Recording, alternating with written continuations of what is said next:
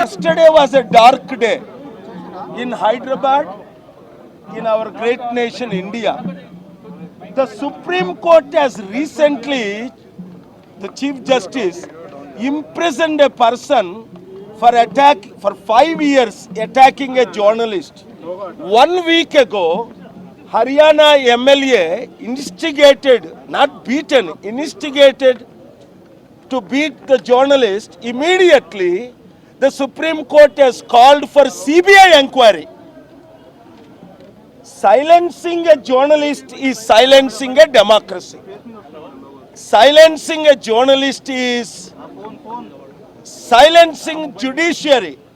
Silencing journalist is killing the nation, because without journalism, without reporting, nobody would know the truth. So therefore, I am surprised and shocked and amazed and perplexed, marveled how an experienced actor like Mohan Babu physically beating up a journalist where he desperately need a plastic surgery.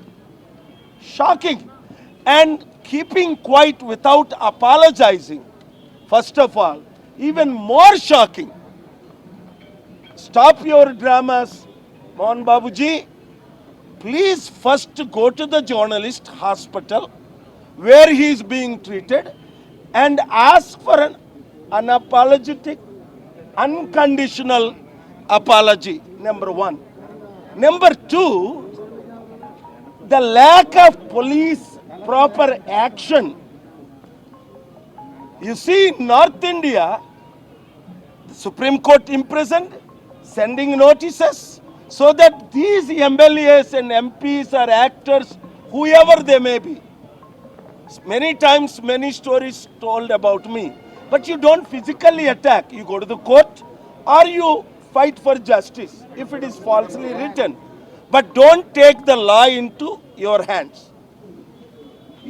నిన్నటి రోజున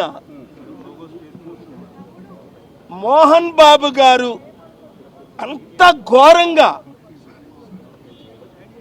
ఒక జర్నలిస్ట్ని ఫిజికల్గా కొట్టడం నేను చూసి shock అయ్యాను. విజయవాడ నుంచి రోడ్లో వస్తూ తీవ్రమైన గాయాలు, ప్లాస్టిక్ సర్జరీ అవసరమని డాక్టర్ గారు చెప్పారు. ఆయన ఇప్పుడు యశోద హాస్పిటల్లో ట్రీట్మెంట్ చేసుకుంటున్నారు. అలాంటిది మోహన్ బాబు గారు తక్షణమే క్షమాపణ చెప్పాలని రాత్రి 10 గంటలకు నేను గౌరవంగా 12 గంటలు సమయం ఇచ్చినప్పటికీ ఆయన క్షమాపణ చెప్పకపోవడం సరికదా.